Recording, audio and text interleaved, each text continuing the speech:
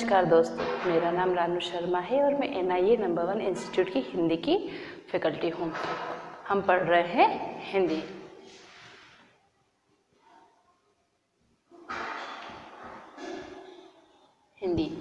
ठीक है। हिंदी के अंतर्गत हम पढ़ रहे थे उपसर्ग और प्रत्यय।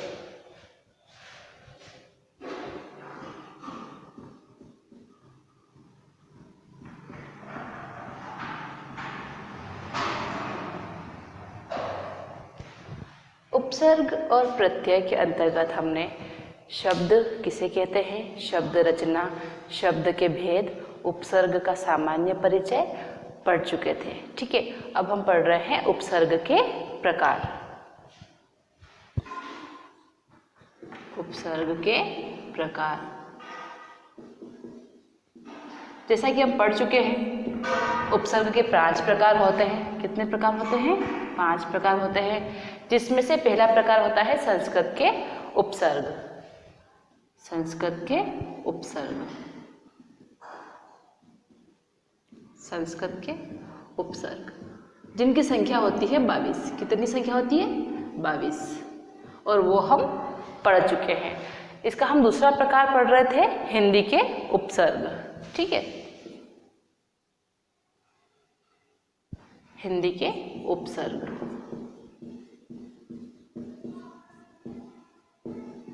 हिंदी के उपसर्ग, इनकी संख्या होती है 13। कितनी होती है? इनकी संख्या होती है 13, जिनमें से हम 8 पढ़ चुके थे। 8 कौन कौन से पढ़ चुके थे? अ, अन, क, कु, दु, ठीक है, नी। उसके बाद हम पढ़ चुके थे भर, अ, अन, क, कु, दु, नी, औ या ओ।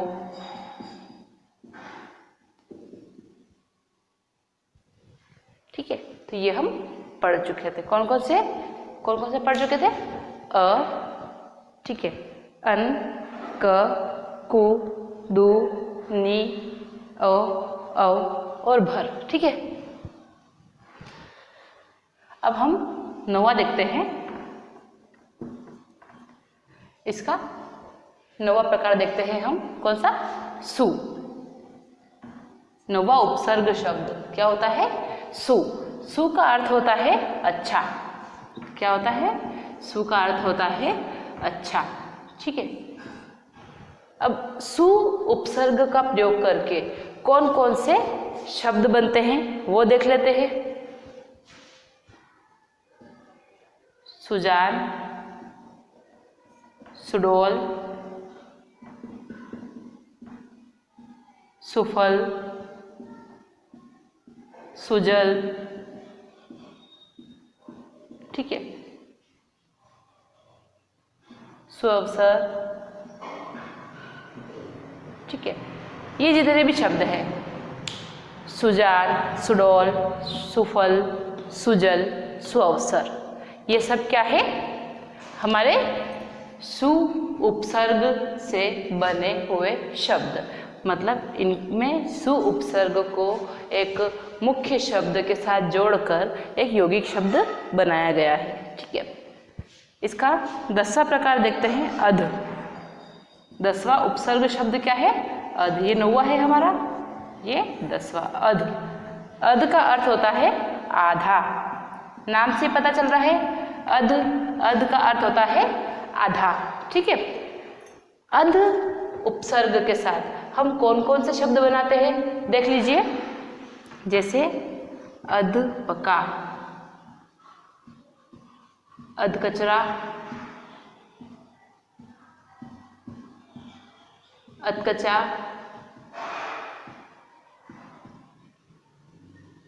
अधमरा,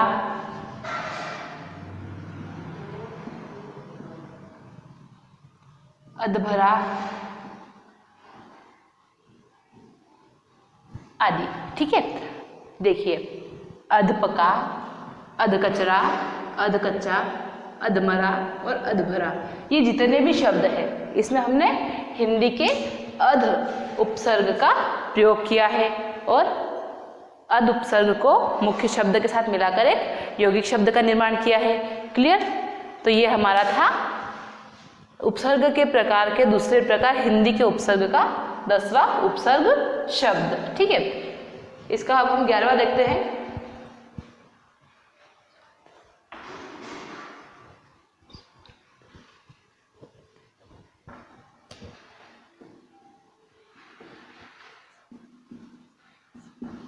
इसका 11वां देखते हैं। उन, क्या होगा? उन, और उन का अर्थ होता है एक कम।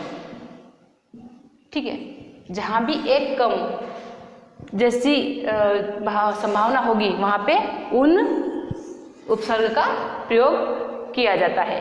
देखिए किस प्रकार से, जैसे 69, 39, 49, 29,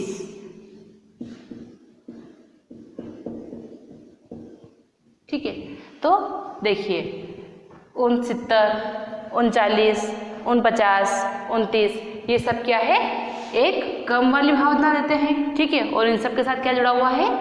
उन उपसर्ग जुड़ा हुआ है। ठीक है, तो ये सभी शब्द कैसे बने हैं? उन उपसर्ग के साथ मूल शब्द के जुड़ने से बने हैं। क्लियर? अब हम देखते हैं हमारा 12वां उपसर्ग प्रकार, जो क्या है? पर। क्या है? पर। पर का अर्थ होता है दूसरा। क्या होता है? दूसरा। ठीक है, दूसरा या बाद का, दूसरा या बाद का। ठीक है, इसका उदाहरण देख लीजिए। पर लोक, परोपकार, पर रहित। ठीक है, पर सर्ग,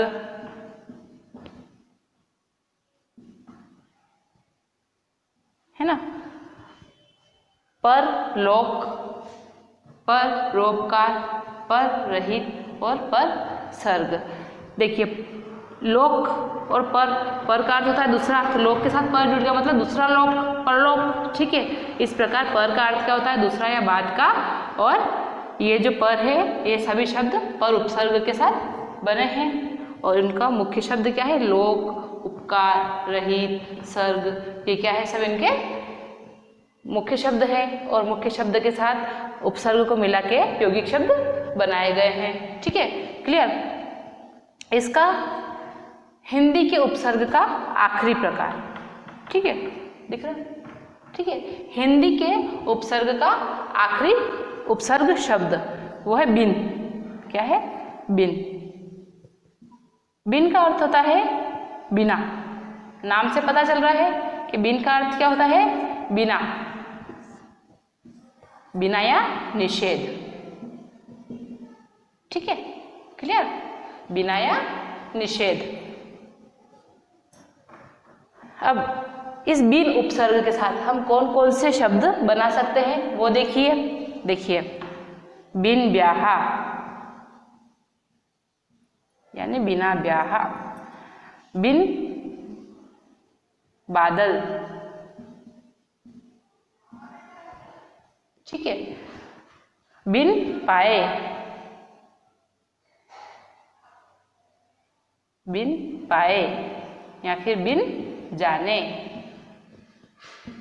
ठीक है, तो ये जो बिन ब्याहा, बिन बादल, बिन पाए, बिन जाने, ये जितने भी शब्द हैं ये बिन उपसर्ग के साथ मुख्य शब्द के जुड़ने से बने हैं। ठीक है, क्लियर? तो ये था हमारा हिंदी के उपसर्ग, जो कि उपसर्ग के प्रकार का दूसरा प्रकार है। और इसके कुल कितने उपसर्ग शब्द है? 13 उपसर्ग शब्द हैं। कौन कौन से हैं? आ, अन, क, कु, दु, नि, भर, औ, ओ, सु, अद, उन, पर, बिन। ठीक है, तो ये 13 क्या है? ये 13 क्या है इसके उपसर्ग शब्द है। तो यहाँ हमारा उपसर्ग के प्रकार का दूसरा प्रकार हिंदी के उपसर्ग कंप्लीट हुआ। क्लियर। अब हम इसका पढ़ते हैं तीसरा प्रकार। ठीक है।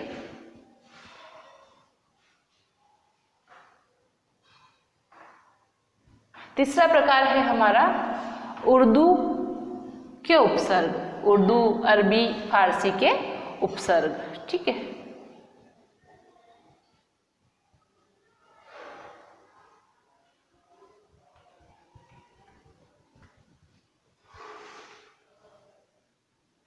उर्दू, अरबी, फारसी के उपसर्ग। ये दूसरा कंप्लीट हो गया हमारा हिंदी के उपसर्ग, और इसके प्रकार थे 13। ठीक है। अब तीसरा है हमारा उर्दू कोष्टक में अरबी, फारसी, अरबी, फारसी के उपसर्ग। ठीक है।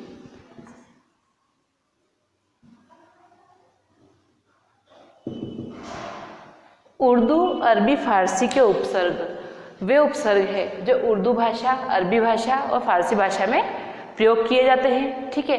उनके शब्द जब किसी मुख्य शब्द के साथ जुड़ते हैं तो वो क्या बनते हैं, यौगिक शब्द बनाते हैं। तो इस प्रकार के शब्द क्या कहलाते हैं, उर्दू, अरबी, फारसी के उपसर्ग। ये उर्दू भाषा से लिए गए हैं और इनकी संख्या है 19। कितनी संख्या होती है इनकी, 19। ठीक है। इस प्रकार के जो उपसर्ग शब्द होते हैं या इस प्रकार के जो यौगिक शब्द होते हैं जो उर्दू, अरबी, फारसी के उपसर्ग से बनते हैं, उनमें विशेष मुख्यतः क्या प्रयोग किया जाता है, नुक्ता या तलबिंदु। हमने पढ़ा था नुक्ता या तलबिंदु किसे कहते हैं। इस प्रकार का जो एक बिंदु शब्द के नीचे लगा होता है उसे क्या कहते हैं, नुक्ता या तलबिंदु। क्लियर। देखते हैं इसके कितने प्रकार हैं। इसके 19 उपसर्ग शब्द हैं। ठीक है। पहला पढ़ते हैं।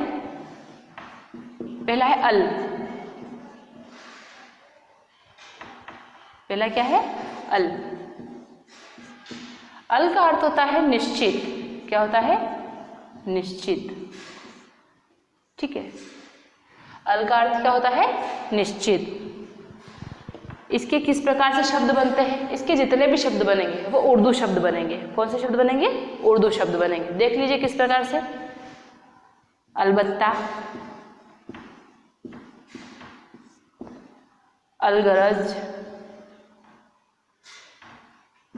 अलगरज, अलमस्त। ठीक है। तो ये देखिए अलबत्ता, अलगरज, अलमस्त, ये जितने भी शब्द बने हैं इनमें अल उपसर्ग का प्रयोग किया गया है। ठीक है। और अलगरज में देखिए यहाँ पे नुक्ता बिंदु का भी प्रयोग किया गया है। ठीक है। क्लियर। तो ये हमारा था उर्दू के उपसर्ग का पहला प्रकार या पहला उपसर्ग शब्द अल। ठीक है। इसका दूसरा प्रकार देखते हैं या दूसरा शब्द देखते हैं। इसका दूसरा शब्द है कम। ठीक है। कम का अर्थ होता है थोड़ा। क्या होता है, थोड़ा या हीन। थोड़ा या हीन। ठीक है। इसके उदाहरण देख लेते हैं अपन। जैसे कम अक्ल, कम अक्ल, कम वक्त, कम वक्त, कामचोर, कमजोर, कमजोर। ठीक है। तो ये क्या हुआ सब, कम अक्ल, कम वक्त, कमजोर, ये क्या है सब कम उपसर्ग से बने हुए शब्द है। कम उपसर्ग से बने हुए शब्द। ठीक है। तो ये हो गया हमारा दूसरा उपसर्ग शब्द उर्दू, अरबी, फारसी के उपसर्ग का। अब तीसरा देखते हैं इसका, खुश। ठीक है। खुश। खुश का अर्थ होता है अच्छा। क्या होता है, खुश का अर्थ होता है अच्छा। ठीक है।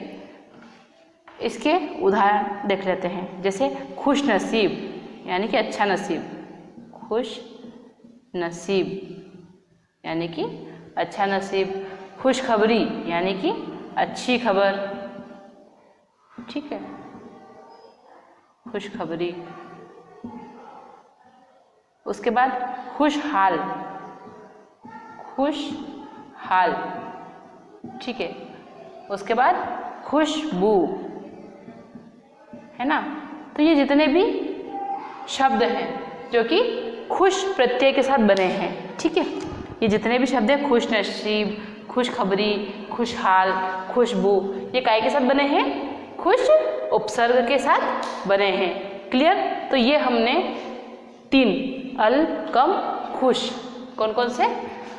अल, कम और खुश, ये 3 उपसर्ग शब्द उर्दू के हमने पढ़े। क्लियर। आगे बढ़ते हैं, इससे आगे का देखते हैं हम।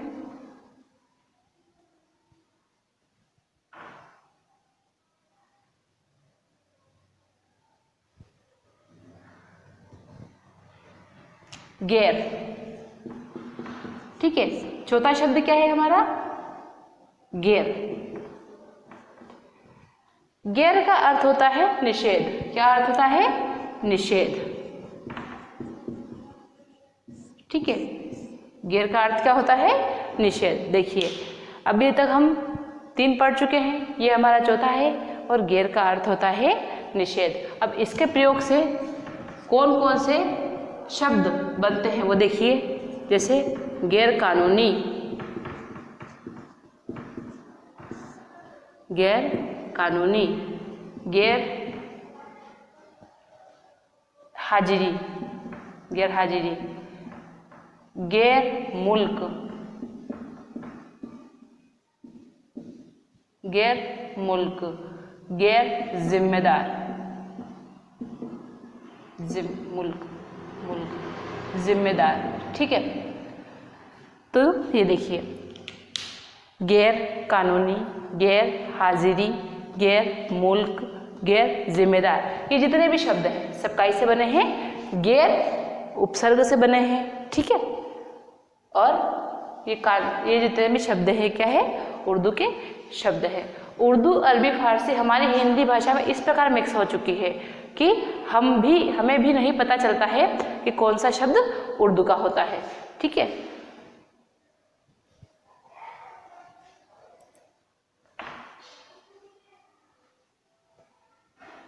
देखिए, अब इसका 5वां प्रकार देखते हैं। 4 हो गए, ये हो गया गैर। अब देखिए इसका 5वां प्रकार, 5वां उपसर्ग शब्द, ठीक है। 5वां उपसर्ग शब्द है इसका दर। क्या है? दर। दर का अर्थ होता है में या भीतर। दर का अर्थ क्या होता है? में या भीतर, ठीक है। इसको शब्द में बना के देख लेते हैं। जैसे दर असल, ठीक है। उसके बाद आता है दरमियान, ठीक है। दरमियान आता है दर हकीकत, दर हकीकत, दर हकीकत, दरअसल, दरमियान, दर हकीकत, ठीक है। तो ये जितने भी शब्द हैं, ठीक है, ये सब कैसे बने हैं? दर उपसर्ग से बने हैं, ठीक है। दर हकीकत, ठीक है। क्लियर। अब हम इसके देखते हैं 6ठा उपसर्ग प्रकार या उपसर्ग का शब्द, वो होता है ना, ठीक है। क्या होता है? ना। ना का अर्थ होता है अभाव, ठीक है। ना का अर्थ क्या होता है? अभाव, ठीक है। अब इसको ना उपसर्ग से कौन कौन से उर्दू के शब्द बनते हैं वो देख लेते हैं। जैसे नापसंद, ना पसंद, ना समझ, समझ, ना लायक, ठीक है। ना माकुल, ना राज, ठीक है। ना पसंद, ना समझ, ना लायक, ना माकुल और नाराज, ये जो शब्द हैं, ठीक है, ये जो शब्द हैं ये ना उपसर्ग से बने हैं। क्लियर। ना उपसर्ग से बने हैं। अब इसका देखते हैं 5वां, 6ठा और अब देखेंगे 7वां उपसर्ग शब्द। ठीक है, 7वां उपसर्ग शब्द है फिल। क्या है? फिल, या इसको फी भी पढ़ते हैं, फी। इसमें फ को बोलने में थोड़ा सा वजन लगेगा और फ के नीचे क्या लगता है? नुक्ता बिंदु लगता है। ठीक है, इसका अर्थ होता है में या प्रति। क्या होता है? में या प्रति। इसका अब इस फिल शब्द से या फिर उपसर्ग से कौन कौन से शब्द बनते हैं वो देख लेते हैं। ठीक है, क्लियर? जैसे फिलहाल, फिलहाल। ठीक है, फी आमी, फी आमी, फी आदमी। ठीक है, ये फिलहाल, फी आदमी, ये इस प्रकार के शब्द होते हैं जिसमें फिल, ठीक है, फिल या फी उपसर्ग का प्रयोग किया जाता है। क्लियर? तो ये हमने 3 उपसर्ग शब्द और पढ़े, दार, दर, नाल, ना और फिल। दर, ना और फिल, या जिसको फी भी कहते हैं। ठीक है, तो ये कितने हो गए हमारे? 7 हो चुके हैं। ठीक है, तो जो अरबी फारसी के 19 उपसर्ग है उनमें से हम 7 पढ़ चुके हैं। अब देखते हैं इसका 8वां उपसर्ग शब्द।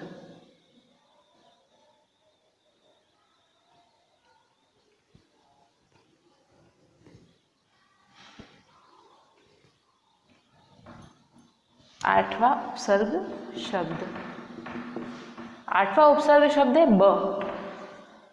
क्या है? 8वां उपसर्ग शब्द क्या है इसका? ब है। ब का अर्थ होता है और या अनुसार। क्या होता है? और या अनुसार। ठीक है, अब इनको इस ब उपसर्ग का प्रयोग करके कौन कौन से शब्द बनते हैं वो देख लेते हैं। ठीक है, इस ब उपसर्ग का प्रयोग करके कौन कौन से शब्द बनते हैं देखिए। इसका बनेगा बनाम। ठीक है, बदौलत, बदौलत, बदस्तूर, बगैर। ठीक है, तो ये जितने भी शब्द हैं, ठीक है, ये बनाम, बदौलत, बदस्तूर, बगैर, ये शब्द क्या है? ब उपसर्ग से बने हुए शब्द है। ठीक है, ब उपसर्ग से बने हुए शब्द है। इसका 9वां देखते हैं, 9वां उपसर्ग शब्द देखते हैं। 9वां उपसर्ग शब्द है इसका बा। क्या है? बा। और बा का अर्थ होता है सहित या वाले। क्या अर्थ होता है? सहित या वाले। अब इस बा उपसर्ग से कौन कौन से शब्द बनते हैं वो देख लेते हैं। इसका बनेगा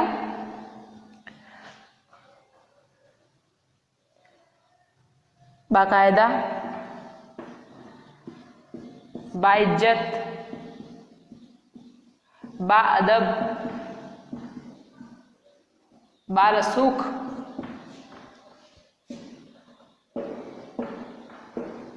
ठीक है, बारसूख,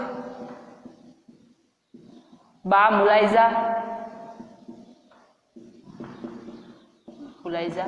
ठीक है, तो ये जितने भी शब्द बने हैं बाकायदा, बाइज्जत, बाअदब, बारसूख, बामुलाइजा, ये शब्द कैसे बने हैं? बा उपसर्ग के प्रयोग से बने हैं। क्लियर? तो हमने 9 शब्द पढ़ चुके हैं, उर्दू, अरबी, फारसी के 9 उपसर्ग पढ़ चुके हैं। अब हम पढ़ेंगे इसका 10वां उपसर्ग शब्द। ठीक है, 10वां उपसर्ग शब्द हमारा बद। बद, बद का अर्थ क्या होता है? बुरा। ठीक है, बद का अर्थ क्या होता है? बुरा। बद का अर्थ क्या होता है? बुरा। अब इस बद शब्द का या बद उपसर्ग का प्रयोग करके कौन कौन से शब्द बनते हैं देखिए। जैसे बदमाश, बदनाम, बदकिस्मत, बदबू,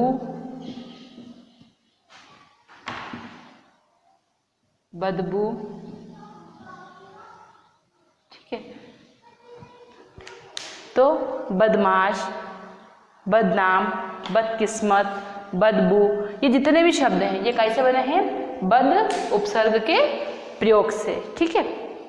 क्लियर? तो हम पढ़ चुके हैं 10, ठीक है। कौन कौन से?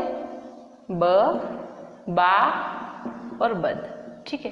तो अभी तक हम इसके 10 उपसर्ग शब्द पढ़ चुके हैं। काई के उपसर्ग के प्रकार के तीसरे प्रकार उर्दू, अरबी, फारसी के उपसर्ग के, ठीक है। अब हम आगे देखते हैं।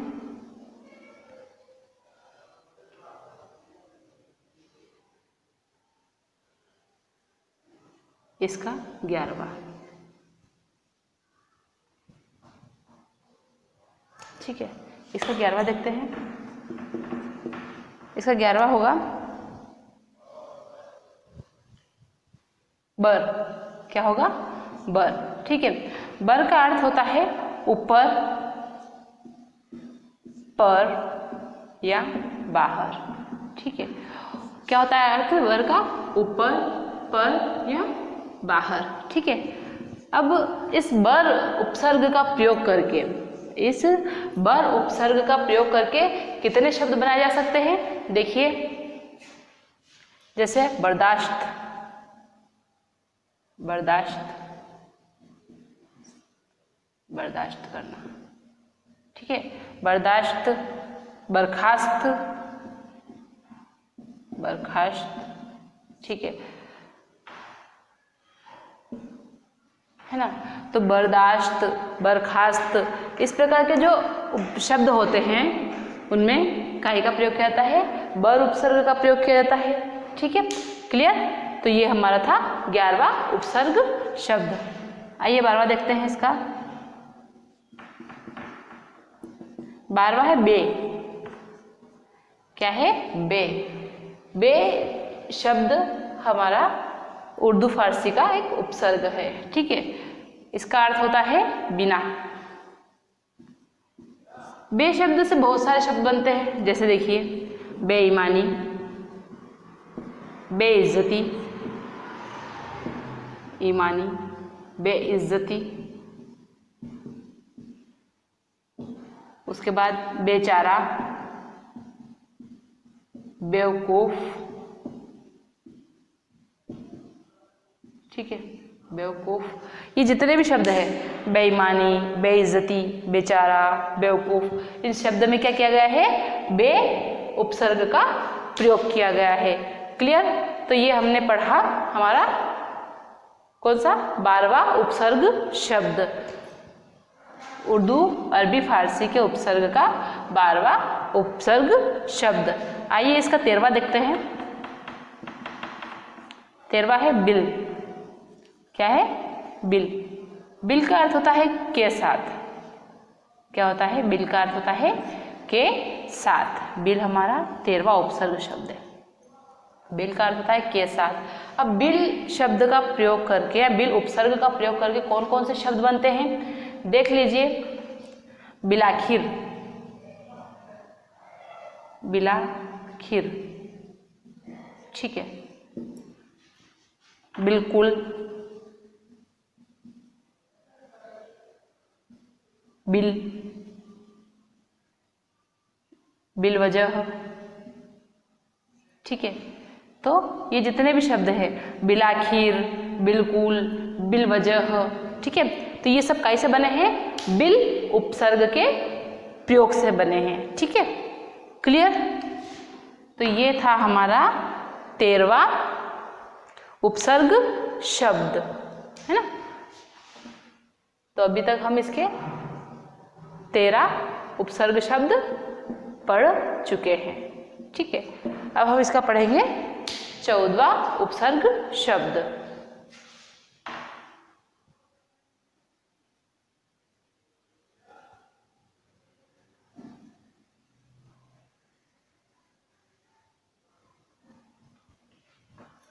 ठीक है, इसका 14वां उपसर्ग शब्द।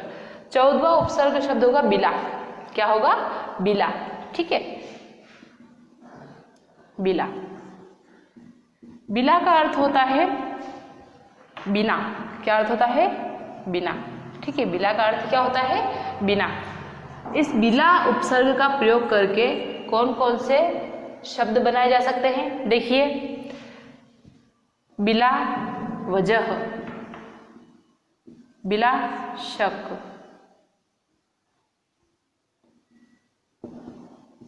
बिला शक। ठीक है, देखिए बिला वजह, बिला शक, जो ये इस प्रकार के शब्द होते हैं इनमें क्या होता है? बिल उपसर्ग का, बिला उपसर्ग का प्रयोग होता है। ठीक, क्लियर? अब हम देखते हैं इसका 15वां उपसर्ग शब्द। ठीक है, 19 होते हैं टोटल, 19 में से हम 14 देख चुके हैं और अब हम पढ़ेंगे 15वां उपसर्ग शब्द। वो होता है ला। ला का अर्थ होता है रहित। क्या अर्थ होता है? रहित। ठीक है, अब इस ला शब्द या ला उपसर्ग से कौन कौन से शब्द बनते हैं? जैसे ला इलाज, लावारिस। ठीक है, इस प्रकार के शब्द बनेंगे। देखिए, जैसे ला इलाज, ला वारिस, ठीक है, ला जवाब।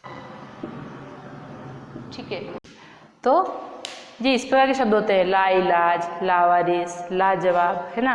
तो ये ला उपसर्ग से बने होते हैं। ठीक है, और ला का अर्थ क्या होता है? रहित। ठीक है, तो ये हमने कितने?